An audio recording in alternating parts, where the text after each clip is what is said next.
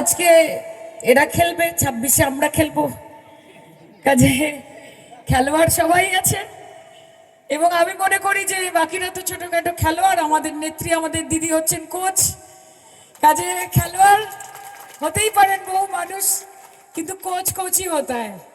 তা আমি বলি যে রাজনৈতিকভাবে যারা মমতাদির সাথে লড়াই করছে, তারা যেই স্কুলে, যে রাজনৈতিক স্কুলে পঠন পাঠন করে, মমতা বন্দ্যোপাধ্যায় সেই রাজনৈতিক স্কুলের হেডমিস্ট্রেস।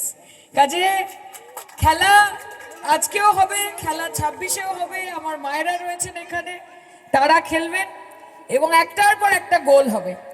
আমরা 2021-এ দেখেছিলাম যে ভাঙা পায়, দিব্যেন্দু ভাঙা পায় 200 পার কে করেছিল? মমতা ব্যানার্জি তো। তা এবার তো পায়ে ভাঙা নেই, এবার তো জোড়া। তাহলে এবার যে কি হবে আমি জানি না। 250 পার বলেছে। তা আমরা যাদের বিরোধিতা করি তারা আগে নম্বর দিত, তারা বলতো আব কি বার 200 পার। এবার থেকে বলছে না, এইবার নম্বর বলছি না, এবার আর নম্বর বলছি না, কারণ নম্বর বললে আমার লজ্জায় পড়তে হতে পারে। তা যাই হোক, এটা রাজনৈতিক মঞ্চ নয়, তাই রাজনৈতিক কথা বলবো না। তবে আজকে আমাকে দেবেশদা বলেছেন যে যখন ইলেকশন হবে তখন কিন্তু আপনাকে একদিন আসতে হবে এবং একটা পাবলিক মিটিং করতে হবে। তাই বললাম যে ঠিক আছে, ইলেকশন তো মোটামুটি ফেব্রুয়ারি মার্চে হবে, তখন আপনাদের মধ্যে আবার আসবো। তার আগে 1 তারিখ যাচ্ছি দিল্লি। দিল্লিতে পড়েছে ঠান্ডা, কিন্তু সেশন শুরু হয়ে গেলে আবার গরম গরম শুরু হয়ে যাবে, কোনো অসুবিধা নেই।